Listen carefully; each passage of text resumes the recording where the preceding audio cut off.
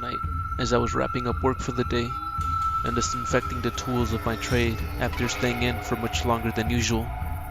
I heard a strange, squelch-like sound coming from the cold chamber. At first, I ignored it and continued cleaning up. But then, it happened again, this time louder, and followed by what seemed like skin and flesh getting torn violently. A mild sense of worry and something like dread had begun to cook in my stomach, and I decided to check if an animal managed to get to the body somehow, though I couldn't even begin to imagine how that might have happened. I walked through the unnecessarily long, sterile hallway as the strange sounds kept getting louder, all the way to the heavy metal door that was now nudged slightly ajar, which wasn't the case when I left. On the floor, I observed what looked like a drip of some sort, though I couldn't recognize the dark fluid. I knelt down and noticed it having a shine of color I had never seen before. Not knowing what to think, I decided to call security before doing anything stupid. Hurriedly, I moved to the intercom, only to be greeted by nothing but static crackling into my ear. "Shit," I muttered, and pressed my back against the wall. There was now a deep, unsettling slurping echoing through the hallway, coming from the cold chambers, and even though I've been working with cadavers for all my life, I had never heard anything quite like that before. I took 2 short steps towards the cadaver room, thinking that I was just being a fool, and it was probably something perfectly normal, before getting creeped out and deciding that, no, I wasn't going to have any of this shit, and that I'd rather walk all the way to the security office and come back with an armed guard instead. Better be safe than sorry, I thought to myself.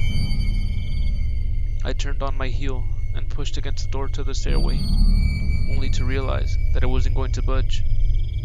The only exit out of the morgue was barred, and I was locked in.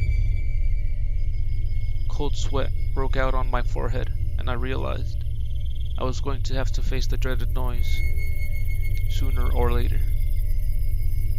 Shaking slightly, I moved once more towards the massive metal door, uncertain of whether I even wanted to know what was going on. In a sudden outburst of foolish bravery, I pushed the door open, forcing myself to come and see what the big idea was, only to be greeted by an unbelievable sight.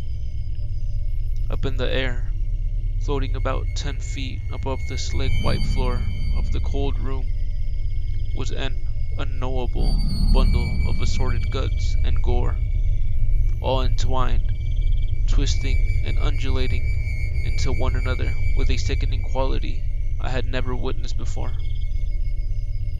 The 4 cadavers I had worked on that day were all gutted like fish, bones jutting out, with what seemed like all of their entrails pulled into the bloody mess I was faced with. It took me longer than I cared to admit before I finally noticed that there was something further above the fleshy blob.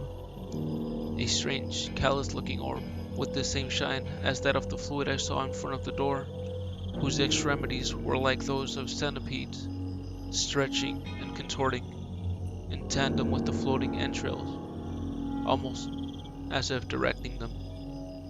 As the orb weaved the ropes of guts in and around themselves, I noticed that I was hearing something akin to a song coming from the pustulous thing in front of me. It was alluring somehow, and I would have reached out to touch its smooth-looking carapace had I not heard the door to the morgue being unbarred loudly. I snapped out it and rushed past the floating flesh to hide into the large wardrobe on the far end of the room, which I just barely managed to do before hearing the familiar footsteps of the old, fat night guard that had been working for the facility since before I even got the job. He headed straight for the cold room, which confirmed my suspicions. He had set this up, whatever the hell it was. By leaving the wardrobe door slightly ajar, I could watch what was going on. He made a bizarre clicking sound, to which the insectoid orb reacted with vigor. The wavy flesh suddenly sorted into comparable heaps, which then sloshed messily into their gaping bodies, and were immediately followed by strange leathery strands of the darkest black, which came out of the orb's thick tail-like thorax. Just as the strands weaved into the bodies, that flesh began to mend with astonishing speed. As jutting bone and flayed muscle fell back into place, as if nothing had ever happened. The guard kept watching without a blink and whistled unnaturally when the deed was done. As if by command, the former cadavers I had personally processed and prepared for burial rose up.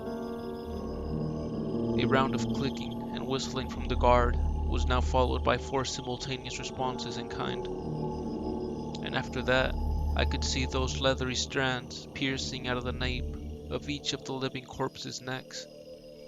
The pitch-black tails coiled around in the air for a bit, before the orb insect pustule thing released 4 tentacles out of its body, each connecting to its appropriate cadaver. After that, the thing that the bodies connected to moved upwards and downwards at the same time, somehow ignoring any geometry I had ever known. And the guard and the naked corpses went out of the morgue in a casual stride. I sat in the wardrobe for what felt like an hour afterwards, taking all this in. When I felt I was ready, I exited my hiding spot and looked around for any evidence of what had taken place. Aside from the missing bodies, of course, there was nothing to be found. The bodies had been exsanguinated thoroughly by none other than myself, and the guard and this strange cohort of his had been extremely careful not to leave anything behind. Just as I was desperately looking around, the FBI came knocking in the middle of the night, and I was arrested under the presumption that I had been selling dead bodies to God knows whom. The night guard himself presented them with ample evidence of my transgressions, planet of course, and me yelling about impossible flesh bugs and confusing conspiracies certainly didn't help my case. I was allowed to use my phone for a bit as the paperwork is being prepared, and I have no doubt that my fate is already sealed at this point. Whoever or whatever those things are, I implore you to be careful and suspicious of anything and everything in the coming days. Something is going to happen soon.